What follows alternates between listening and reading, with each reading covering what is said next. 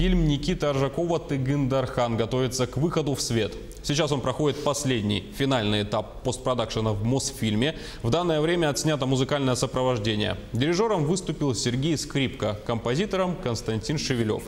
Кинолента «Тыгын-Дархан» планирует выйти на большие экраны уже в следующем году. Фильм расскажет о непростом периоде в судьбе легендарного родоначальника хангаласского рода Тыгына Дархана.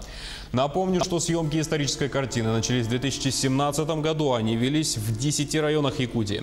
Также съемки проходили в местности Усть-Хатын.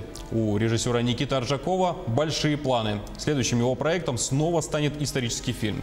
Об этом стало известно во время встречи с генеральным директором Мосфильма Кареном Шахназаровым. У Никиты есть сценарий, то есть он пишет сейчас сценарий, и как раз он хотел бы, чтобы мы его тоже посмотрели. Мы с удовольствием будем смотреть, мы можем участвовать в проекте уже как продюсеры. То есть это все абсолютно реально. Первая книга Василия Долана «Глухой Вилюй». Поэтому после завершения Тыгын-Дархана мы, скорее всего, приступим к «Глухому Вилюю». Это исторически он будет немножко другой. Это будет такой крепкий приключенческий фильм. Очень интересно.